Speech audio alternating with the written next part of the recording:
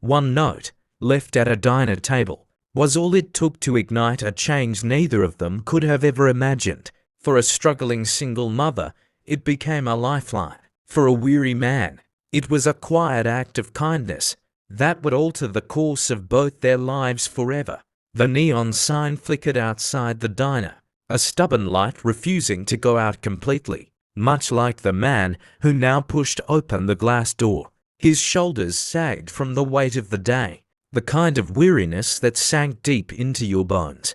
He was no stranger to long hours. The steel plant had been running overtime for weeks, and he had grown accustomed to the grind. But tonight, he wasn't heading straight home to collapse on the couch tonight. He craved a quiet corner, a warm plate, and a chance to breathe. Inside the diner hummed with soft chatter and the clinking of utensils. The air smelled of fried food and coffee that had been sitting on the burner too long. He slid into a booth near the window, where he could see the rain beginning to streak the glass.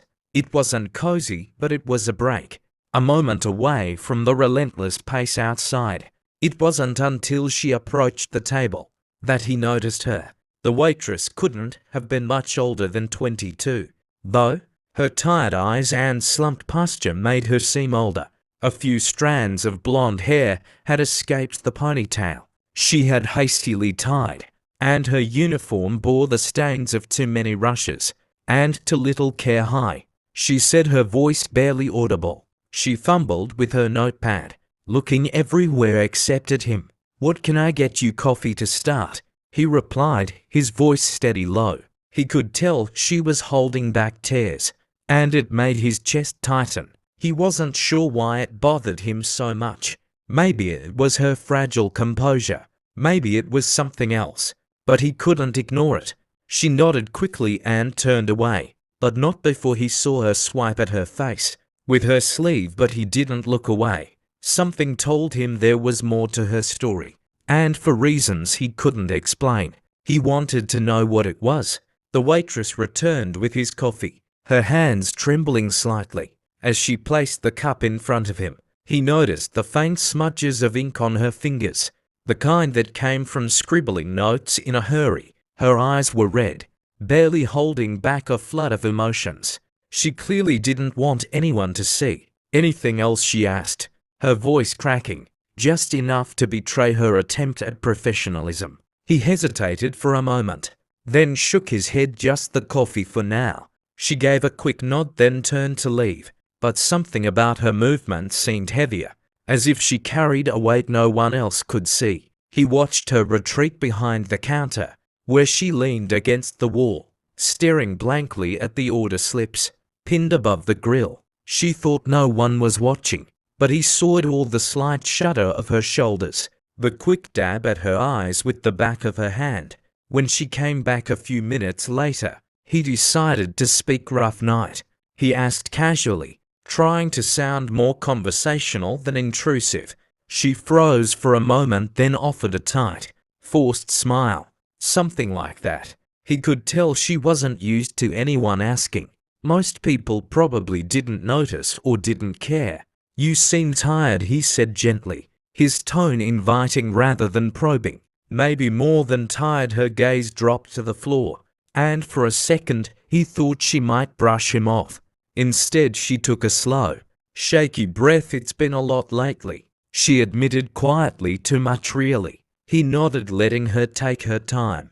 "You want to talk about it?" She blinked, her surprise almost palpable. "I know. It's fine," she stammered, though the crack in her voice said otherwise.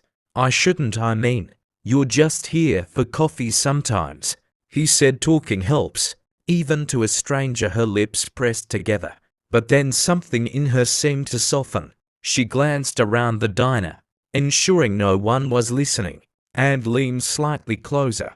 "It's just," she began, struggling to find the words. "I'm working double shifts to keep things together. My daughter, she's 2. She needs so much, and her dad." She trailed off, shaking her head. "He's not in the picture anymore. I'm just trying to do it all, you know, but it feels like I'm failing." He listened intently, not interrupting, letting her spill the words. that seemed to have been bottled up for far too long. But as she spoke, he felt something stirring inside him, a sense that this moment, small and fleeting, might hold more significance than either of them realized. She straightened quickly, as if embarrassed for saying too much. "Sorry," she mumbled, stepping back. "I didn't mean to unload all that. You don't need to hear it." He shook his head gently. "Don't apologize. Sometimes just saying it out loud can take the edge off." She smiled faintly, though her eyes remained distant. "Thanks," she said, her voice softer now, almost as if she didn't expect kindness from a stranger. I should get back to work." He nodded, watching as she disappeared behind the counter again. This time her movements seemed a little slower, like someone carrying the weight of invisible chains. As he sipped his coffee, he let his thoughts drift. Her story wasn't unique. He'd seen that kind of struggle in others before, but something about her raw honesty and the way she tried to hold herself together tugged at him. She was young, too young to feel so defeated. His mind wandered back to the years he'd spent clawing his way out of similar situations, working through nights, skipping meals, and relying on pure willpower to push forward. Life had never been easy, but he had learned that even the smallest acts of grace from others could make all the difference. The diner felt quieter now, the chatter fading into a dull background hum. He caught her glancing over once, and he offered her a small, reassuring smile. She quickly looked away, but not before he noticed a flicker of something. Maybe gratitude, maybe surprise. He finished his coffee, but didn't call for the check right away. Instead, he pulled a piece of paper from his pocket and a pen from the counter. He stared at the blank page for a moment, unsure how to start, but then the words began to flow. But this wasn't just about giving her comfort. It was about planting a seed, something she could hold on to. When the nights got even darker, the pen glided across the paper, his words forming with surprising ease. He didn't write anything elaborate, just a handful of sentences that came straight from the heart. They weren't about fixing her problems or offering empty platitudes. Instead, they spoke to resilience, to the quiet strength she already carried, but might not yet see in herself. He wrote about how even on the hardest days, showing up mattered, how the love she poured into her daughter was worth more than any paycheck, how he had seen her, really seen her, and believed she was doing better than she gave herself credit for. He folded the note carefully and tucked it under the edge of his empty coffee cup. For a moment he hesitated, wondering if this small gesture would even mean anything. But then he glanced back at her behind the counter, still moving like a ghost of herself, and knew it was worth a try. As he slid out of the booth, she noticed him and approached with the bill in hand. "I hope the coffee was okay," she said, her voice still faint but less shaky now. "It was just what I needed," he replied, holding her gaze for a moment. Before leaving the cash on the table, he motioned slightly toward the cup. "Take care of yourself," he added, his tone warm but firm, as if he were reminding her of something important. She furrowed her brow, glancing at the table. As he walked out the door, the folded note caught her eye, and she reached for it cautiously, her fingers trembling as they unfolded the paper. Her breath caught as she read the words. They weren't grand or poetic, but they hit her with the force of a wave. She read them again, tears pooling in her eyes. Not the kind born from frustration or exhaustion, but something gentler, something that soothed an ache she hadn't even known how to name. But as the door swung shut behind him, he couldn't have known how much those words would change, not just her but the course of his own life. The note stayed with her long after her shift ended, when the diner finally emptied out and the fluorescent lights buzzed. In the silence, she sat alone in the corner booth, reading the words again. It wasn't just what he wrote. It was the fact that someone had seen her struggle, and cared enough to say something. It was a reminder that she wasn't invisible, even in the hardest moments. For the first time in weeks, she allowed herself to breathe deeply. That night, when she tucked her daughter into bed, she felt a glimmer of hope, like maybe things could get better.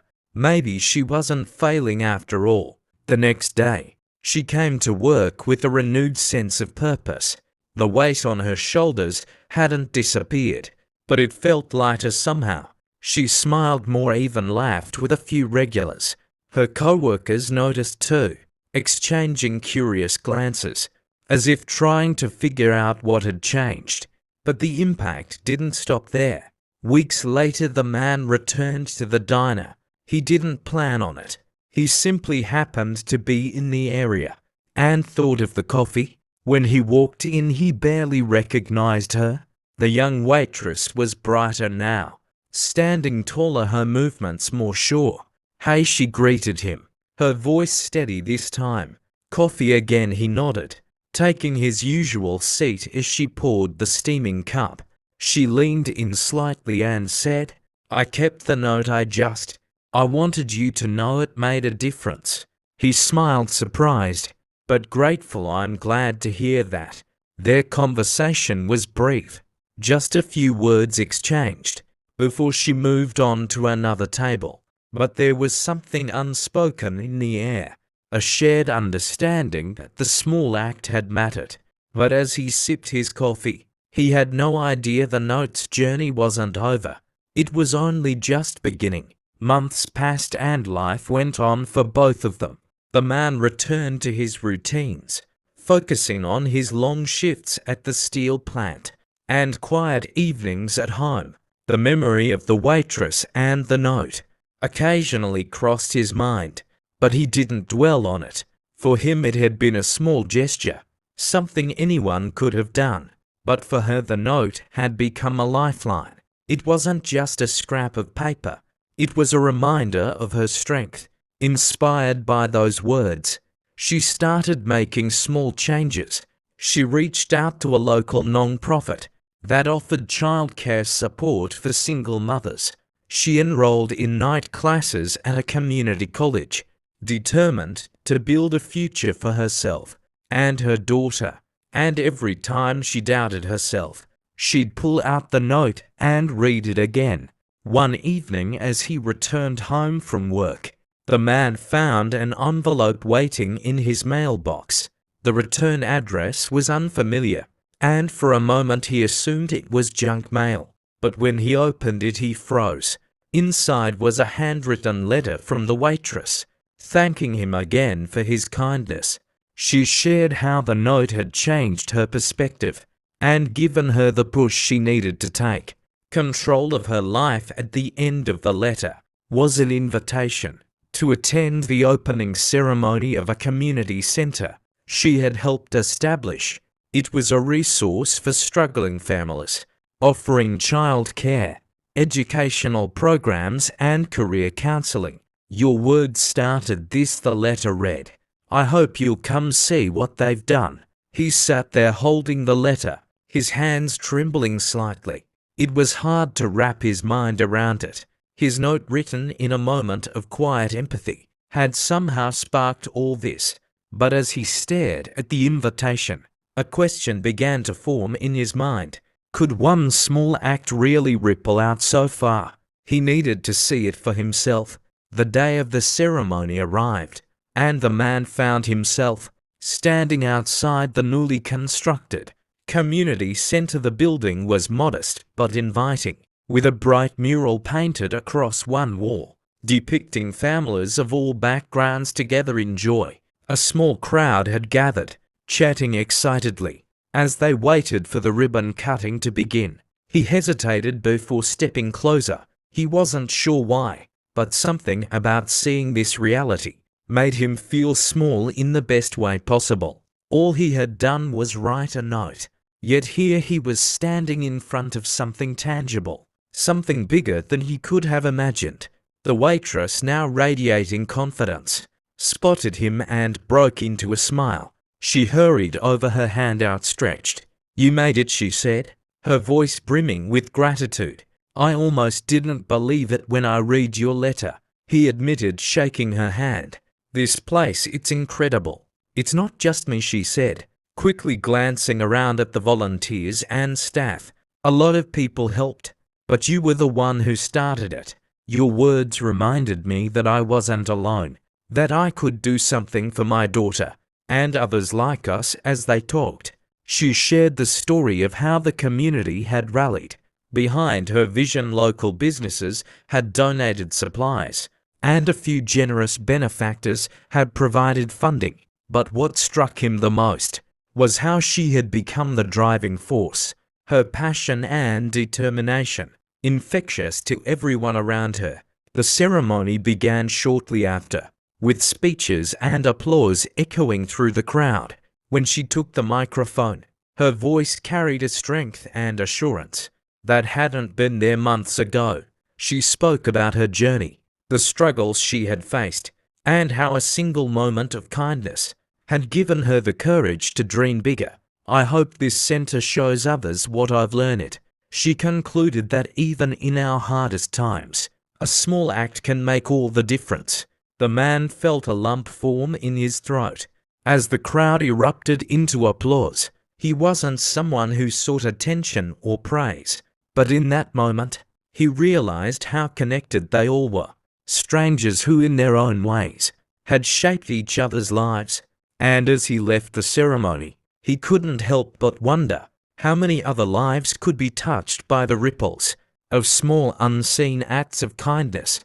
The man walked away from the ceremony, feeling a mix of emotions he hadn't anticipated.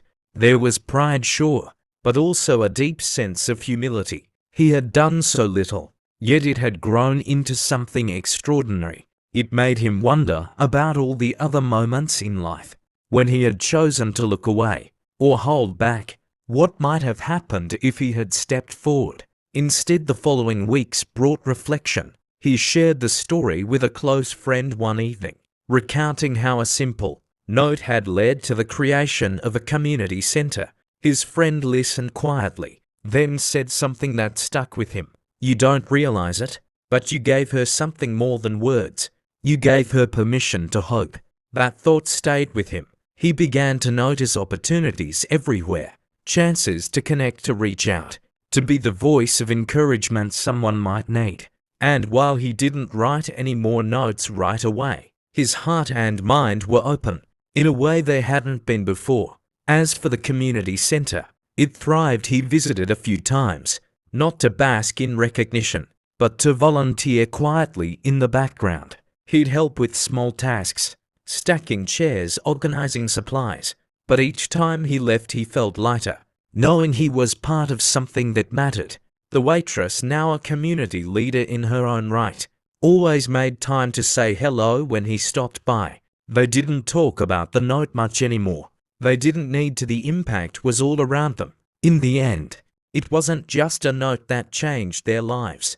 It was the realization that even the smallest act of kindness can spark a wave of hope and transformation. So, the next time you see someone in need, remember, your words might be exactly what they need to keep going. If this story touched your heart, make sure to like, share, and subscribe for more stories that show the incredible power of simple gestures.